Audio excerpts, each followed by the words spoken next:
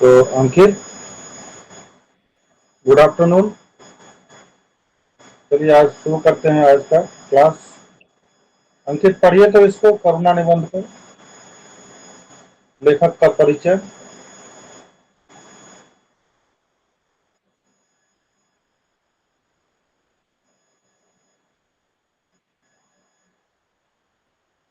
लेखक का परिचय। देखिए, चैप्टर का नाम है करुणा, जो कि निबंध है। निबंध मतलब लेख होता है, मतलब किसी विषय पर आपको लिखना है, कुछ विचार उसमें लिखना है, या उसमें क्या हुआ,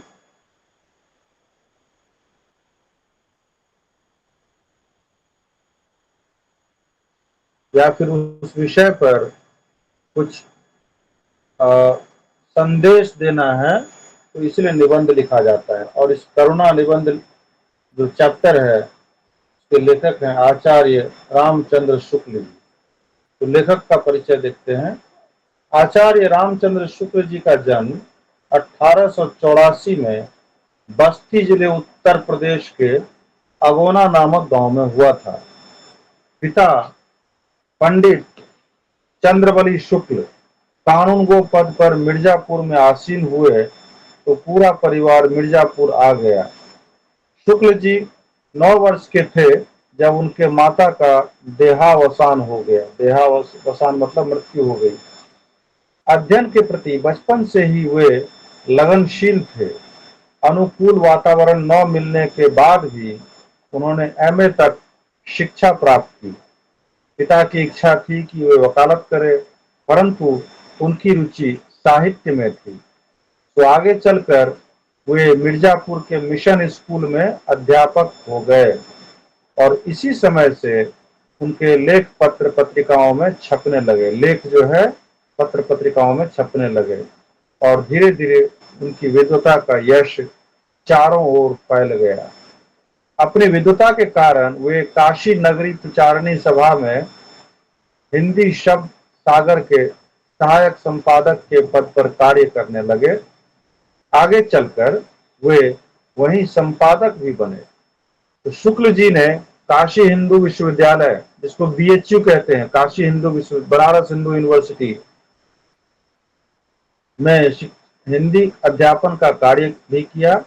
बाबू श्याम सुंदर दास की मृत्यु के बाद वे वहां पर हिंदी विभाग के अध्यक्ष नियुक्त हुए, और 2 फरवरी 1941 को दिल का दौरा पड़ने से उनका देहांत हो गया। उनकी जो कुछ कृतियां हैं वो इस प्रकार है। मौलिक कृतियां, जिसमें कि चिंतामणि, काव्य में रहस्यवाद, रस मीमांसा, काव्य में अभिव्यंजनवाद, अभिव्यंजनावाद, मित्रता, हिंदी साहित्य। अनुदित कृतियां, अनुदित मतलब जो अनुवाद की गई है। शशांक, विश्व प्रपंच, आदर्श जीवन का इतिहास, मेगास्थनीज का भारतवर्षीय वर्णन, कल्पना का आनंद, ये सब है। और संपादित कृतियां मतलब एडिटोरियल कृतियां क्या सब है। हिंदी शब्द सागर, नागरिक प्रचारणी पत्रिका, भ्रमर गीत सार, सूर, तुलसी, जायसी ग्रंथावली। अब इस चैप्टर का करुणा जो पाठ है हमारा, जो कि एक निबंध है, उसका सारांश देखते हैं क्या है। आचार्य रामचंद्र शुक्ल के अनुसार करुणा एक मनोवृत्ति है। तो करुणा क्या है, एक मनोवृत्ति मतलब एक इमोशन है। दूसरों के दुख से दुखी होने के भाव का नाम ही करुणा है। लेकिन आजकल उल्टा होता है अंकित। जी सर। आजकल आजकल उल्टा होता है कि नहीं। आजकल लोग दूसरे के दुख दुख दुखी रहने से लोग खुश होते हैं। पहले होता था कि कोई दुखी है तो उसको देख करके दुखी होता था, लेकिन आजकल क्या होता है, लोग कोई अगर दुखी है तो उस बात से खुशी मिलती है। तो दूसरों के दुख से दुखी होने के भाव का नाम ही करुणा है। जैसे ही बालक को संबंध का ज्ञान होने लगता है, वैसे ही करुणा का उदय होता है। तो माँ को कुछ कहे और झूठ मूठ रोती देखकर माँ को बिना कुछ कहे, और जैसे मम्मी है कि छोटी बच्ची या बच्चा है छोटा सा, उसकी मम्मी अगर झूठ मूठ कर रोने लग जाती है तो वो बच्चा भी वो ये समझता है कि मेरी मम्मी रो रही है, और वो देख करके वो भी रोने लग जाता है, वह स्वयं भी रोने लग जाता है। तो भाई बहनों के पीटे जाने पर वे चंचल हो उठते हैं। यहाँ लेखक ने यह बताने का प्रयास किया है कि करुणा वह अनुभूति है जो हमें किसी दूसरे के दुख का ज्ञान होने पर होती है। अब देखिए, क्रोध एवं करुणा में क्या है। दुख वर्ग में जो स्थान क्रोध का है, ठीक उसके विपरीत भाव करुणा का है। क्रोध का उल्टा करुणा। तो क्रोध जिस तरह से आता है, क्रोध नहीं छिप सकता, उसी प्रकार से करुणा भी नहीं छिप सकता। क्रोध में किसी के अहित का भाव छिपा रहता है। जब हम क्रोधित होते हैं तो क्या चाहते हैं, किसी व्यक्ति का अहित हो जाए, उसका जो है बुरा हो जाए, तथा करुणा में उसकी भलाई करने की भावना होती है। लेकिन अगर किसी से करुणा, हम लोग प्रभु से, भगवान से क्या मांगते हैं कि करुणा या दया का भाव हमारे प्रति हो। ठीक है। जिस व्यक्ति या वस्तु से किसी को लोभ होगा वह उसको हानि कभी नहीं पहुंचाएगा। ठीक उसी प्रकार अगर आपको जिस व्यक्ति से या जिस वस्तु से लोभ है उसको आप हानि नहीं पहुंचाइएगा। ठीक उसी प्रकार लोभी महमूद, महमूद कौन है, महमूद गजनवी। आपने वो मूवी देखा है जो था ना इसका,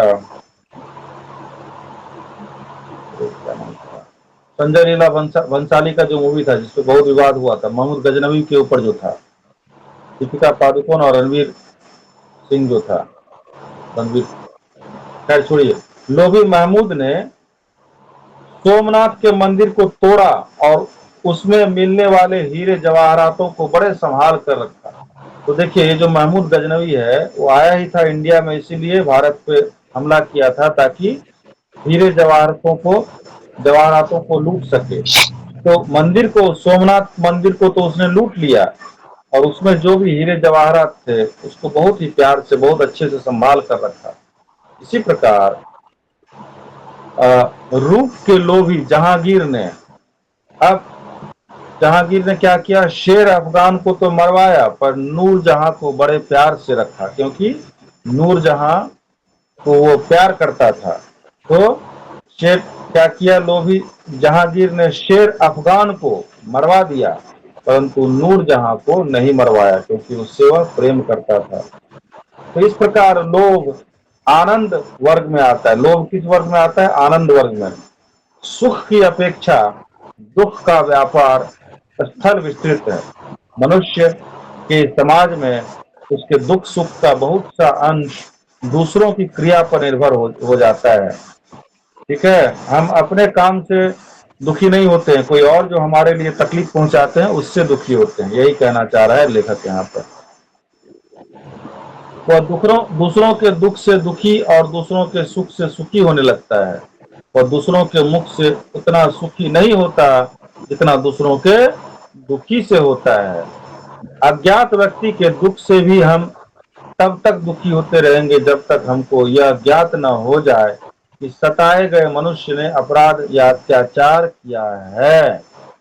ठीक है। जैसे अभी कल ही की बात है, एक मर्डर हो गया, और वो मर्डरर जो है, जब तक मैं जान रहा था कि वो मर्डरर को मारा गया, तब तक मेरे मन में ये था कि कैसे अभी वो 27 साल 26 साल का लड़का था, जवान लड़का, वो अपने घर परिवार का सहारा था, लेकिन किस प्रकार कुछ बदमाश ने उसके ऊपर में गोली चलाकर उसको मार दिया।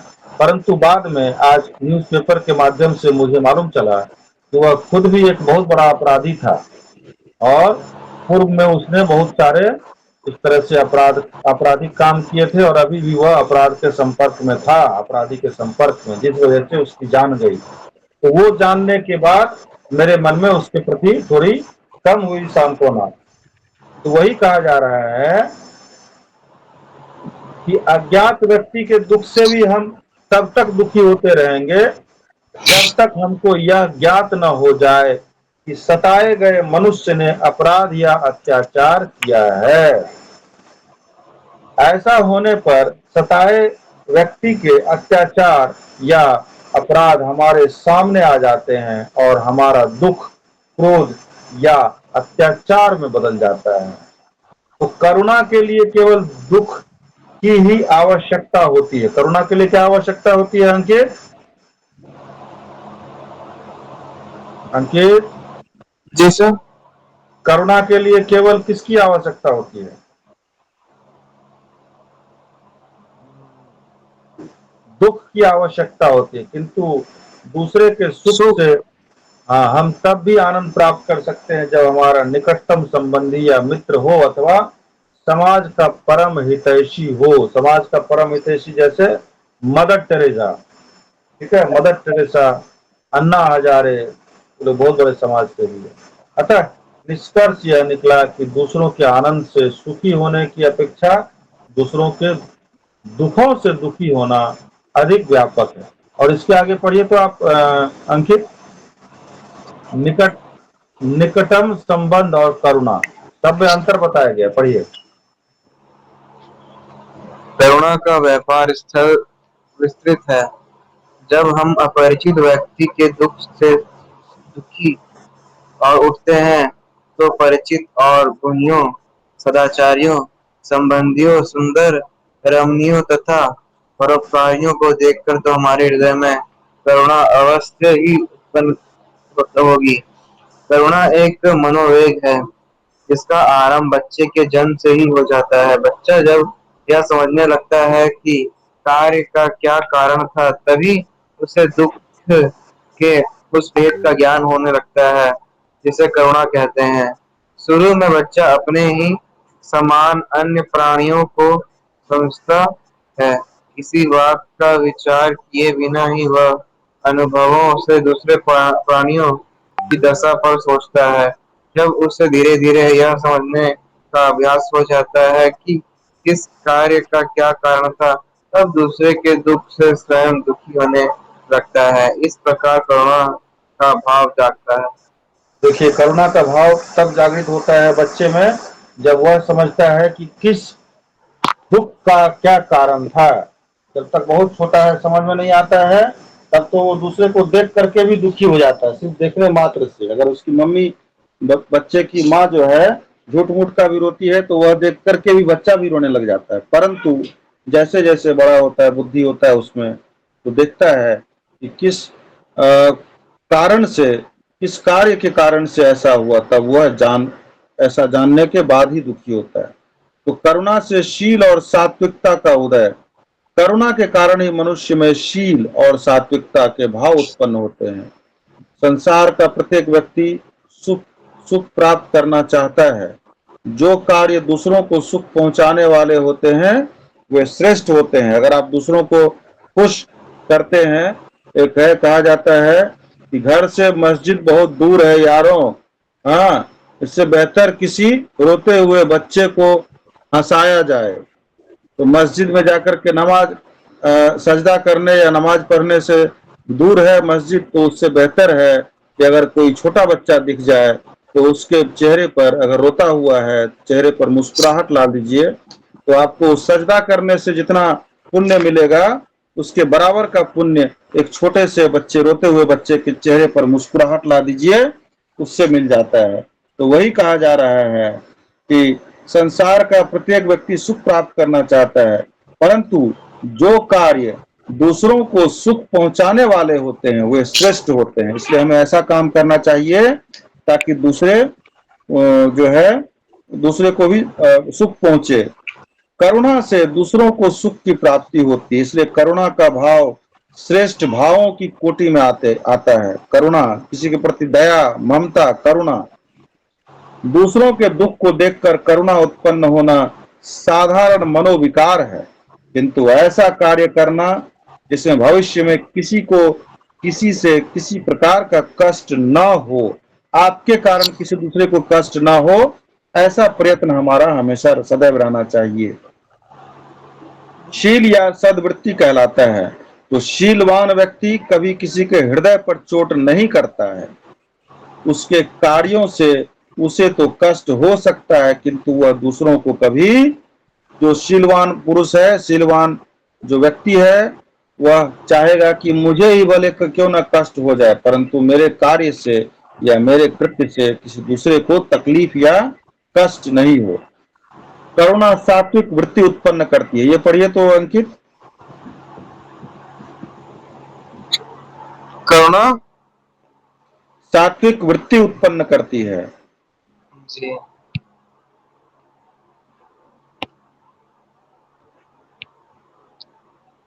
सत्य बोलना तथा बड़ों की आज्ञा का पालन करना चारित्रिक नियम से अंतर्गत है, सील या सद्भाव के अंतर्गत नहीं। झूठ बोलने से अनर्थ होता है, अतः सत्य बोलने का नियम है। अब देखिए, सत्य बोलने का नियम है और झूठ बोलने से अनर्थ होता है। मान लीजिए कोई बच्चा अपने घर में बोला कि मैं कॉलेज जा रहा हूँ, और वो चला गया जूबली पार्क, और जब छुट्टी हुआ, छुट्टी के टाइम में घर पहुंच गया, तो ऐसा 1 दिन 2 दिन 3 दिन करेगा, और किसी दिन ऐसा होगा कि जूबली पार्क में उसके पिताजी के दोस्त गए तो देखे कि पकड़ा गया, तो वो तो बोलेगा कि आपका लड़का तो जूबली पार्क में घूम रहा था। तो कैसा लगेगा उसके पिताजी को? वो तो घर में माँ टिफिन बना के दे रही है, हाँ पैसा दे रही है, पापा पैसा दे रहे हैं कि जाओ बेटा स्कूल कॉलेज जाओ, और बच्चा मान रहा है, मालूम चल रहा है कि जूबली पार्क में घूम, तो अनर्थ हुआ कि नहीं? जी तो वही है, अनर्थ होता है। और सत्य बोलने का नियम है। तो किन्हीं मामलों में मनोरंजन, खुशामद तथा शिष्टाचार में झूठ बोलना नियम के अनुकूल है, परंतु कहीं कहीं पर छोटा झूठ बोला जा सकता है, क्योंकि ऐसा करना मनोवृत्ति के अंतर्गत है। तो मनोवृत्ति के विपरीत सदाचार का या कोई नियम व्यर्थ का दंभ है। करुणा के द्वारा ही अंतःकरण में सात्विक वृत्ति जागृत होती है। अंतःकरण मतलब आपका जो आत्मा है, ठीक है, अंतःकरण। करुणा जी अपना बीज आलंबन या पात्र में नहीं फेंकती। करुणा जो है अपना बीज किसी पात्र में, किसी बर्तन में नहीं फेंकती है।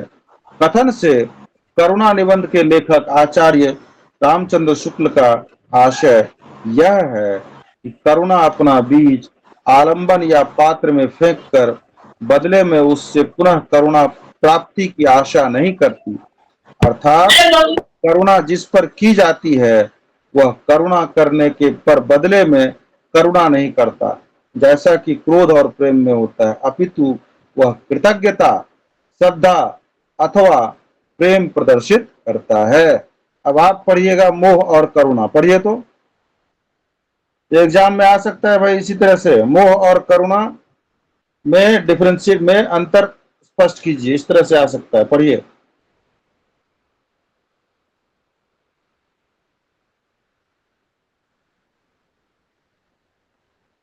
मोह और करुणा। प्रिय के वियोग से जो दुख होता है उसमें भी करुणा का अंश रहता है। संयोग से प्रिय के सुख का जो निश्चय है वियोग में वह अनिश्चय में बदल जाता है, इसी से करुणा उत्पन्न हो जाती है। अनिश्चित बात पर सुखी या दुखी होना अज्ञान है, इसी से करुणा को भी कभी कभी मोह भी कहा जाता है।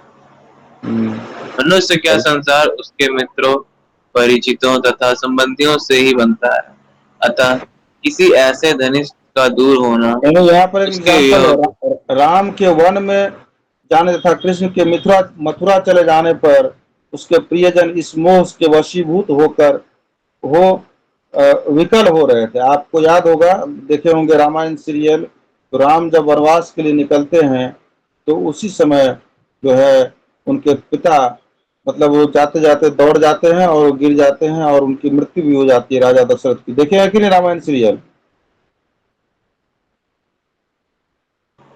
हेलो। जी सर, जी सर। तो दिखाता है ना, तो वही है करुणा और मोह।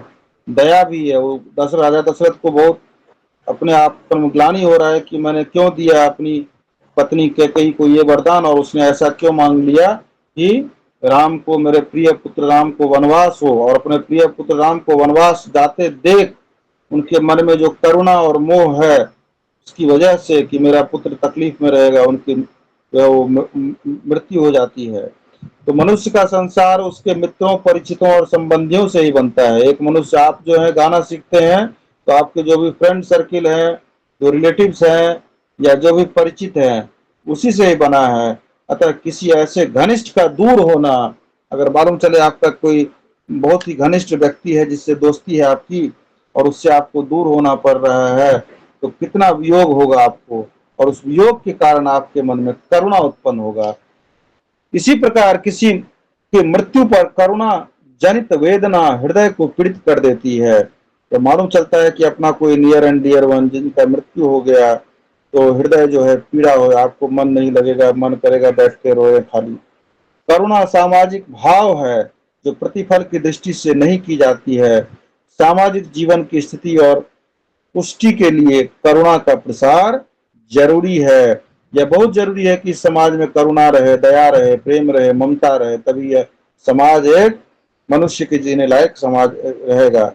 सो पश्चिमी समाज शास्त्रियों का कहना है कि एक दूसरे की सहायता अपनी अपनी रक्षा के लिए की जाती है, किंतु सहायता की सच्ची उत्तेजना देने वाली करुणा ही है।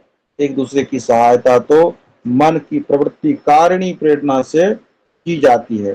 सहानुभूति एवं अन्य मनोवेग का तुलनात्मक महत्व बताइए, पढ़िए।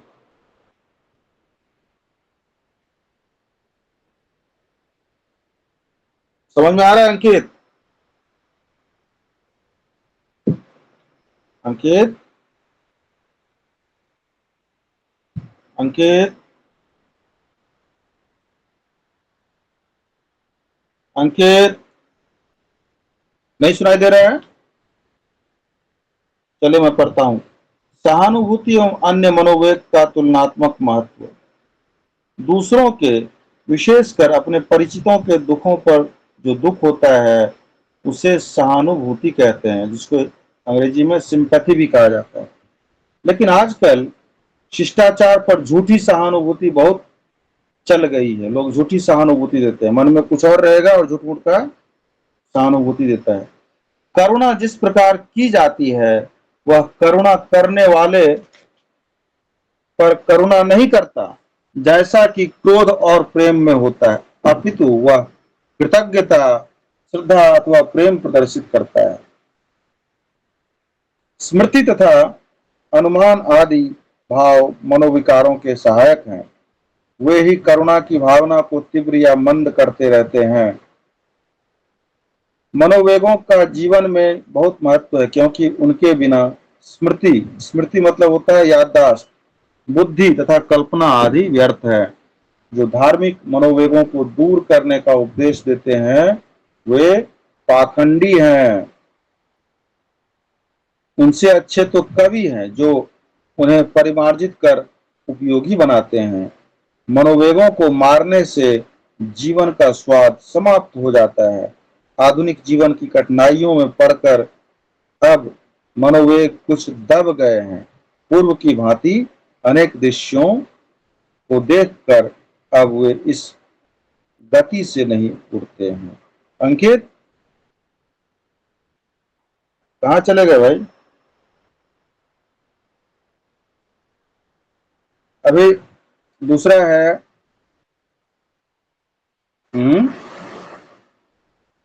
लेकिन है तो उसमें तो दिख रहा है। अंकित,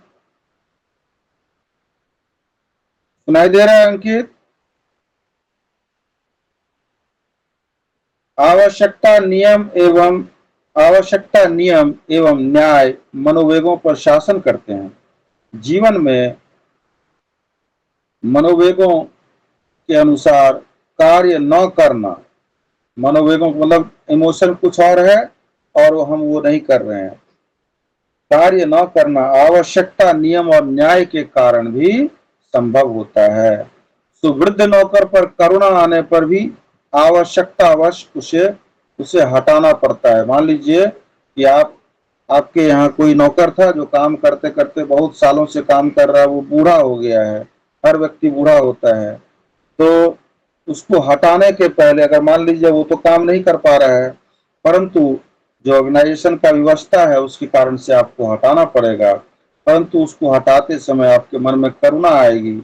ये जब जवान था तब तो इसने मुझे सर्विस किया, इसने मेरे लिए काम किया, परंतु आज ये बूढ़ा हो गया तो आज मैं इसको निकाल रहा हूं, परंतु फिर भी आपको आवश्यकतावश उसे हटाना ही पड़ता है।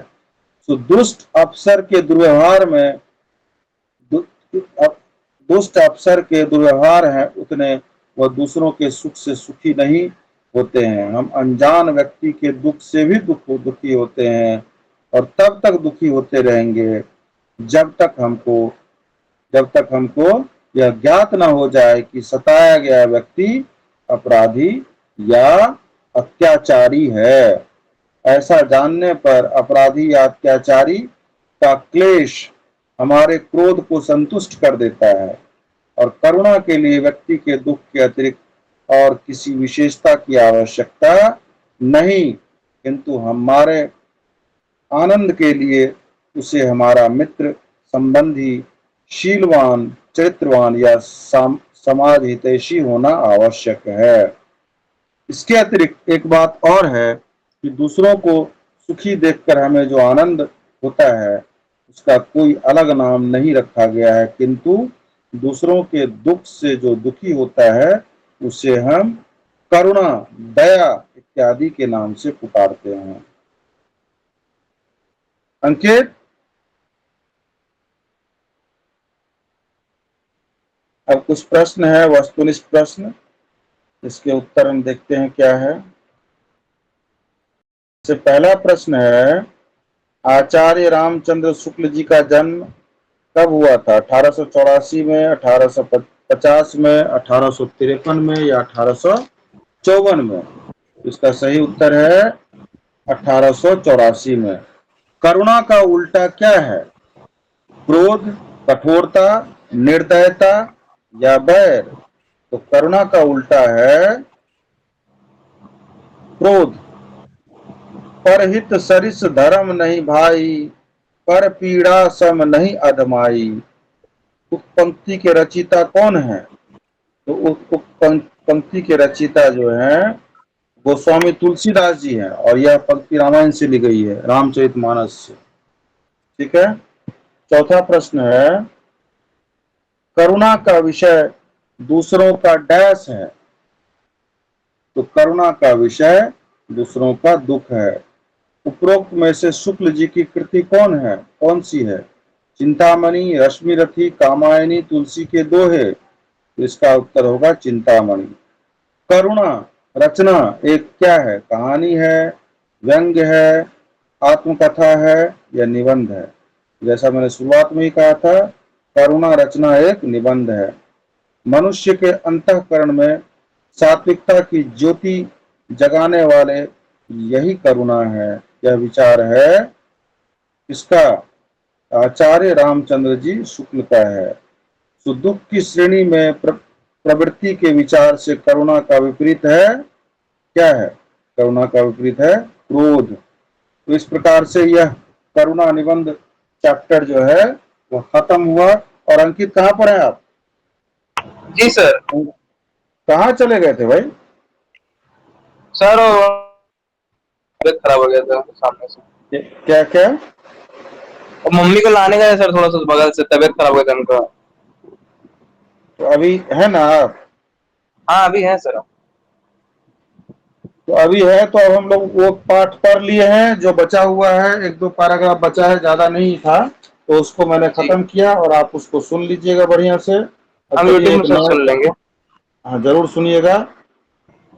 और ये नया चैप्टर है, ये भी निबंध है, जो कि है समन्वय की प्रक्रिया।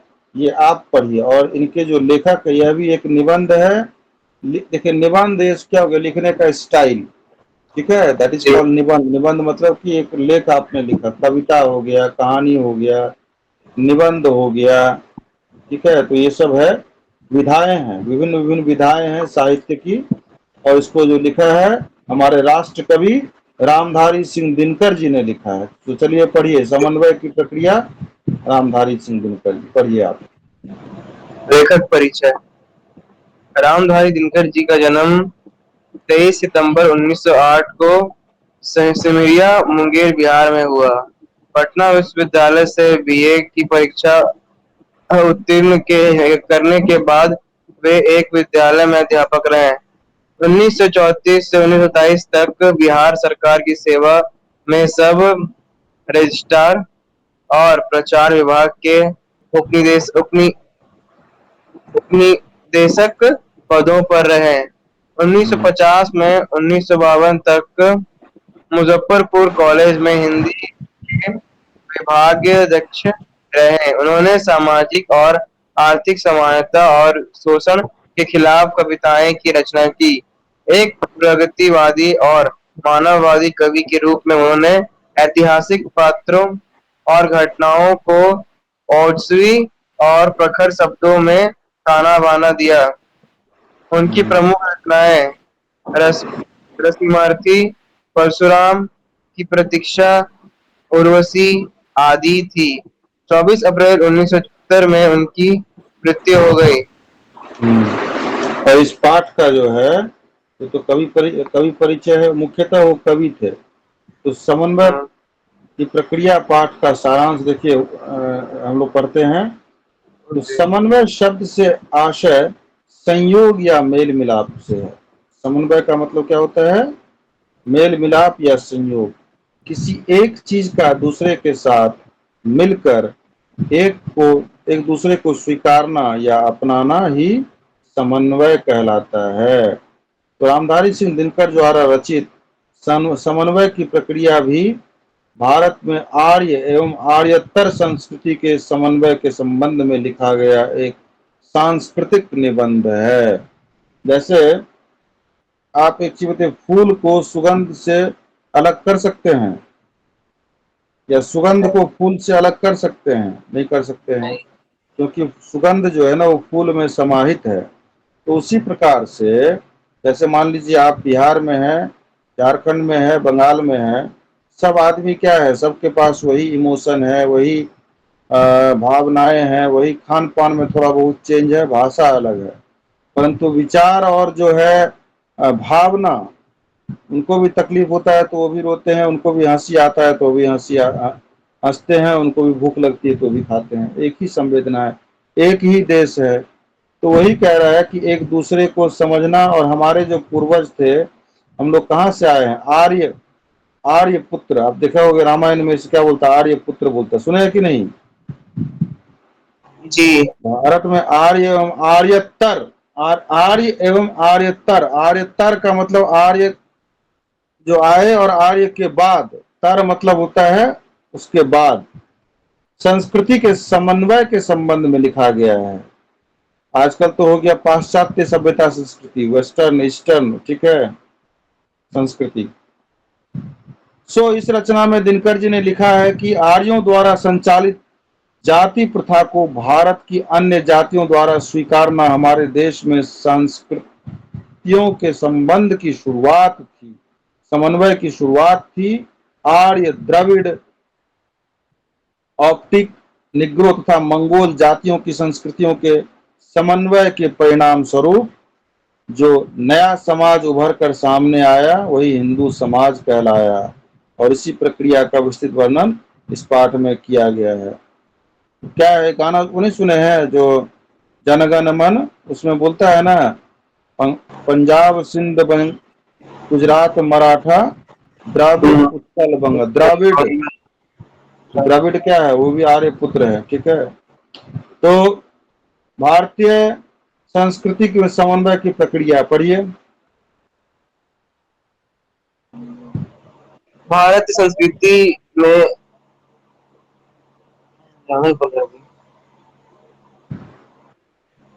समन्वय की प्रक्रिया का प्रारंभ।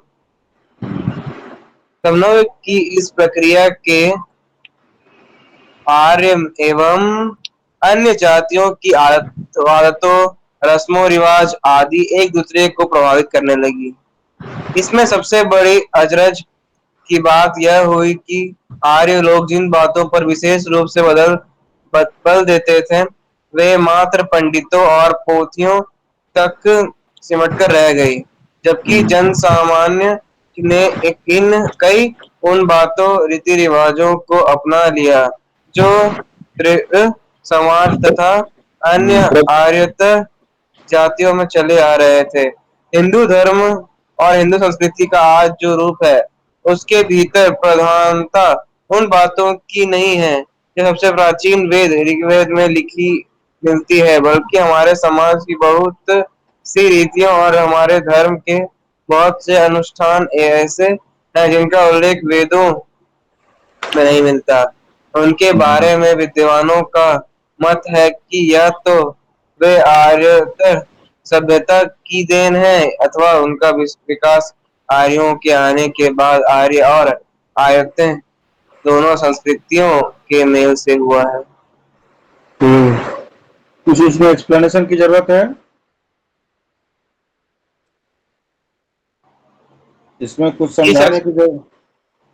जी सर, थोड़ा एक्सप्लेन कर दीजिए एक बार क्या कहना चाह रहे हैं पैराग्राफ। इसमें यही कहना चाह रहा है, आप देखिए जब आप हैदराबाद जाएंगे तो हैदराबाद बिरयानी मिलता है, खाने मिलता है ना।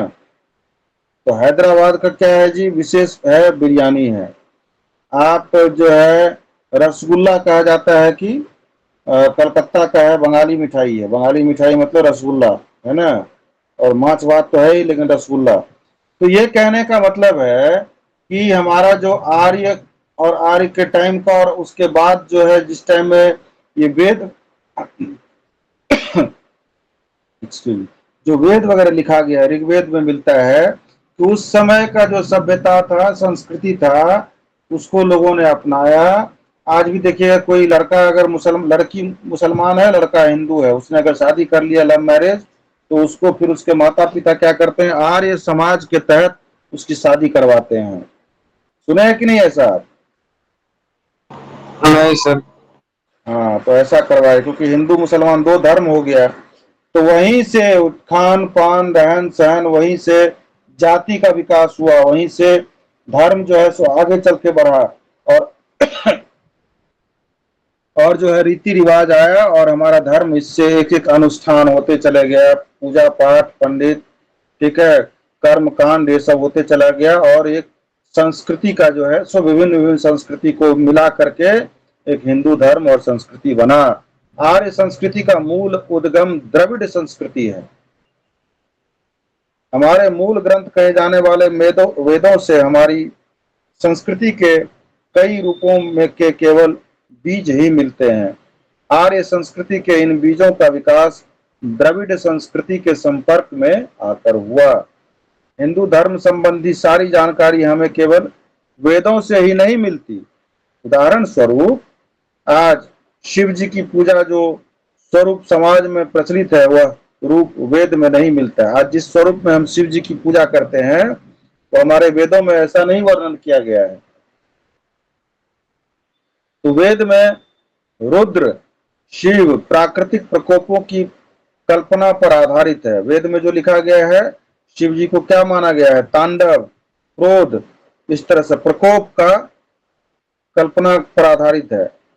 जबकि उनका भांग धतूरा खाने वाला, मुंडमाल पहनने, अब देखते हैं ना शिव जी का जो रूप देखते हैं, भांग धतूरा खाने वाला, मुंडमाल पहने, शमशान की धूल शरीर पर लगाने वाले जैसे रूप के संबंध में स्पष्ट जानकारी वेदों में नहीं मिलती। ये जो आप अभी का जो शिव जी का बाराती निकलता है शिवरात्रि को, देखेगा कि नहीं?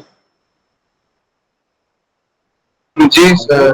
तो उसी रूप में हम लोग देखते हैं ना जुलूस में कि भांग धतूरा है, मुंडमाल है, शमशान का धूल है। तो ये सब वेद में नहीं लिखा हुआ है, ना वेद में इस तरह से है। तो इसी तरह उमा के चामुंडा, उमा मतलब देवी, ठीक है, काली माता।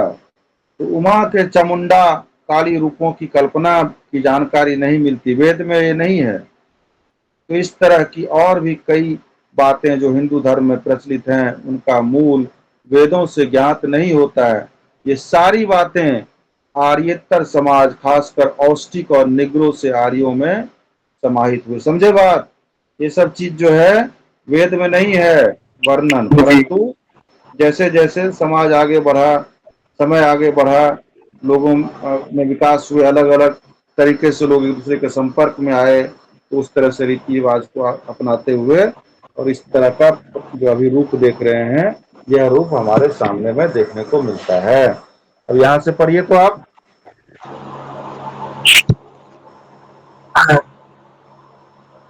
आर्य आर्य संस्कृति का मूल उद्गम द्रविड़ संस्कृति। हमारे मूल ग्रंथ कहे जाने वाले वेदों में से हमारी प्रकृति से के कई रूपों के केवल बीज ही मिलते हैं।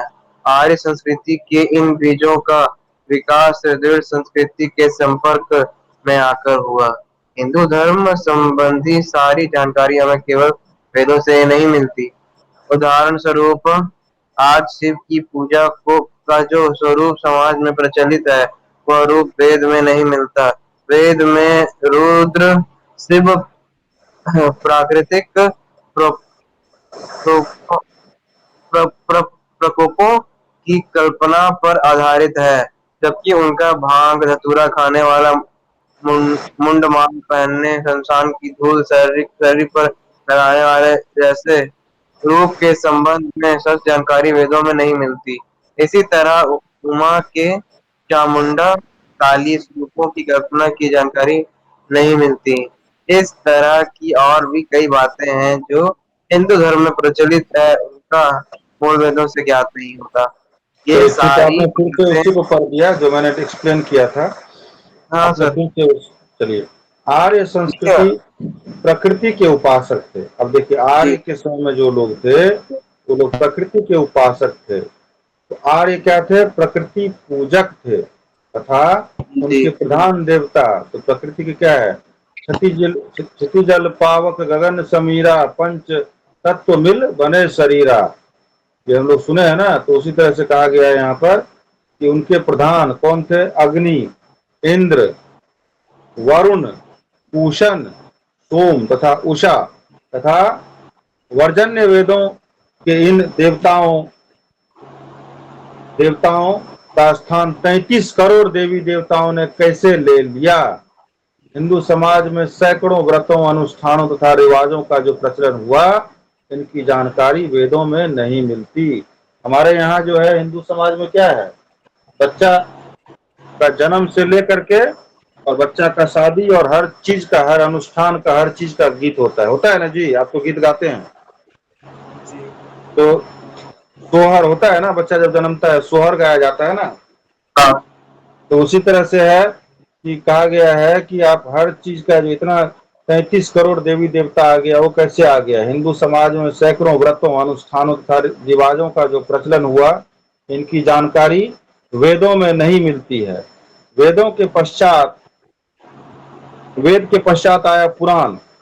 पुराणों में जिन कथा कहानियों का अंबार है, वे केवल आर्यों के द्वारा ही नहीं रची गई है, अपितु इसमें द्रविड़, औटिक, निग्रो, मंगोल, यूनानी, शक, आमिर तथा आदि जातियों में प्रचलित दंत कथाओं मतलब सुना हुआ, मतलब आपने सुना है वो कहानी, उसका कोई प्रमाण नहीं है। आप दादी ने आपको सुनाया, आपने अपने बच्चे को सुनाया, आपके बच्चे ने अपने बच्चे को सुनाया, इस तरह से, जिससे हमारे ऋषि ने आवश्यकता अनुसार नया रूप या स्वरूप दे दिया। ठीक है।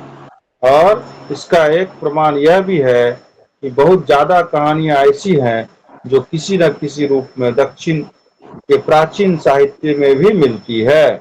दक्षिण मतलब जो साउथ इंडिया है वहां भी मिलता है ये सब स्टोरी। अब आर्येतर और जातियां, यहाँ से पढ़िए, इसको खत्म कर देंगे हम लोग आज। जी। पढ़िए, छिप गया सर। आर्येतर और जातियां। आयतर और जातियां। इस समन्वय का कारण यह है कि जब ये आर्य और आर्यतर जातियां एक दूसरे के संपर्क में आए तो इन्होंने एक दूसरे को अपनी संस्कृतियों से प्रभावित किया। आर्य लोग भी हम अपनी संस्कृति का प्रचार अब प्रसार मैं बताता करने हूँ, चाहते थे। देखिए, अभी बिहार में, बंगाल में, बिहार में और ये सब में जो रहने लगे हैं बहुत सारे जो बंगाली हैं या आदिवासी हैं या दूसरे प्रांत के लोग हैं, वो भी देखा देखी छठ करने लगे हैं। समझ में आ रहा बात आपको? उसी तरह से जैसे करवा चौथ जी। का व्रत होता है, ये दिल्ली और महाराष्ट्र और उधर गुजरात और उधर हरियाणा साइड का पर्व है मेनली। लेकिन आजकल देखिएगा मैक्सिमम घरों में करवा चौथ का पर्व। तो क्या है, लोग एक दूसरे से मिलते हैं, महत्व तो जानते हैं, क्या फायदा है, क्या करना है, नियम जानते हैं, तो इस तरह से प्रचार प्रसार होता है। तो वही कहा जा रहा है। फिर पढ़िए आगे। इसी नई संस्कृति से जिस नए समाज का स्वरूप सामने आया उसे हिंदू समाज नाम दिया गया है। वर्तमान हिंदू समाज उसी नई संस्कृति का स्वरूप है।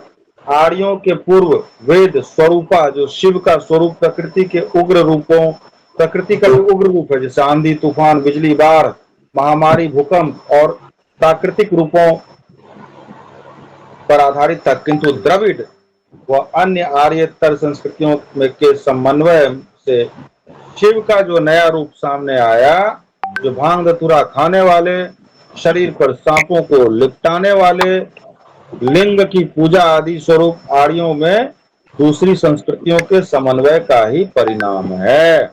आप एक ही और है, जैसे मान लीजिए कोई बिहारी है और बंगाली से शादी कर लिया, ठीक है, या ऐसा समझिए कि शाहरुख खान है और उनकी पत्नी है गौरी खान। गौरी तो हिंदू थी, तो अब उसके यहाँ क्या होता है, वो गणपति का भी होता है पूजा, गणपति भी बैठाते हैं, हिंदू रीति रिवाज से भी करते हैं और मुस्लिम का जो होता होगा वो भी करते होंगे। तो क्या हो गया, दो समुदाय का आदमी मिला, दो कल्चर का मिला, डिफरेंट कल्चर का, और दोनों कल्चर में जो अच्छाई है दोनों एक दूसरे का सम्मान के साथ करते हैं। तो उसी तरह से आर्य लोग क्या किए, जो उधर से आए थे दक्षिण से, तो उनके संस्कृति को अपनाया, उसमें जो अच्छी चीजें थी उसको भी समावेशित किया। आ रहा है समझ में अंकित?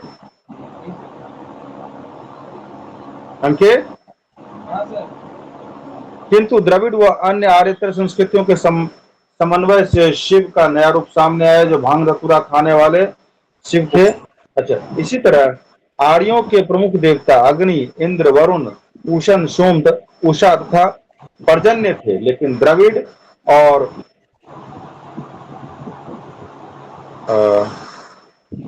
कहाँ पर, हाँ, लेकिन द्रविड़ आदि अन्य संस्कृतियों के समन्वय के फलस्वरूप ऋग्वेद के उक्त थोड़े से देवताओं का स्थान 33 करोड़ देवताओं ने ले लिया, जिनका नेतृत्व विष्णु एवं शिवजी ने किया।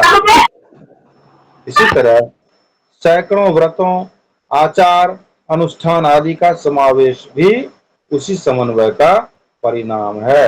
अब ये पढ़िए आप, बृहत भारतीय संस्कृति पढ़िए तो अंकित।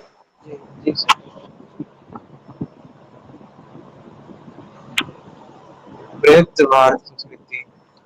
हिंदू संस्कृति के मायने आर्य संस्कृति तथा आर्य संस्कृति की मात्र वेदों से उपजन मानना बेमानी है।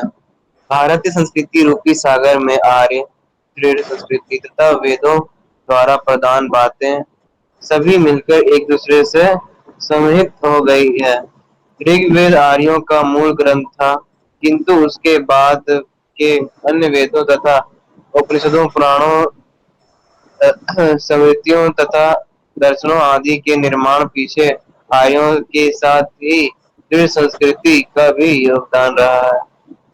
विंध्य पर्वत के उत्तर को हम सामान्यतः आर्य एवं उसके दक्षिण के दृढ़ देश कहते हैं। आर्य दृढ़ संस्कृति के मिलन के बाद भी हिंदुत्व का नेतृत्व उत्तर भारत में ही रहा, लेकिन 8वीं सदी में शंकराचार्य के बाद यह नेतृत्व दक्षिण में चला गया और तब से हिंदू धर्म के प्रधान नेता, दार्शनिक, महात्मा, संत अधिकांश दक्षिण में ही होते रहते हैं। इस प्रकार उपरोक्त अध्याय में दिनकर जी ने स्पष्ट किया है कि आर्य, द्रविड़, निग्रो तथा सभी मंगोल जातियों के समन्वय से ही हिंदू समाज का निर्माण हुआ है। ठीक है, अब कुछ वस्तुनिष्ठ प्रश्न है, उसको करके चैप्टर समाप्त करते हैं। तो सबसे जो प्राचीन वेद है कौन सा है, ऋग्वेद, यजुर्वेद, सामवेद, अथर्ववेद? ऋग्वेद। ऋग्वेद है। दूसरा प्रश्न है, समन्वय की प्रक्रिया पाठ के लेखक कौन है? महादेवी वर्मा, शरद जोशी, बालकृष्ण नवीन, नामधारी सिंह दिनकर। इस पाठ के लेखक कौन है? रामधारी सिंह दिनकर है। आर्यों और द्रविड़ संस्कृति के समन्वय से जिस नए समाज का उदय हुआ उसको क्या कहते हैं? हिंदू समाज, भारतीय समाज, भारतीय समाज, इनमें से कोई नहीं, आर्य समाज। आर्य समाज। हिंदू समाज। आर्यों और द्रविड़ संस्कृति के समन्वय से जिस नए समाज का उदय हुआ वही है हिंदू समाज। दिनकर जी का जन्म 1901, 1920, 1908, 1941 कब हुआ? 1908। 1920। समन्वय का आशय क्या है? संघर्ष, विवाद, संधि, मेल मिलाप। मेल मिलाप संबंध। Very good. तो ये हम लोगों ने जो है सो टोटल 8 चैप्टर खत्म कर लिया। आज 2 चैप्टर खत्म किया। अगले दिन जब भी होगा नेक्स्ट क्लास हम लोग पढ़ेंगे बिच्छी बुआ कहानी। ये आप पढ़ के रखिएगा। उसके लेखक हैं डॉक्टर लक्ष्मण बिष्ट वट्रोही। ठीक है।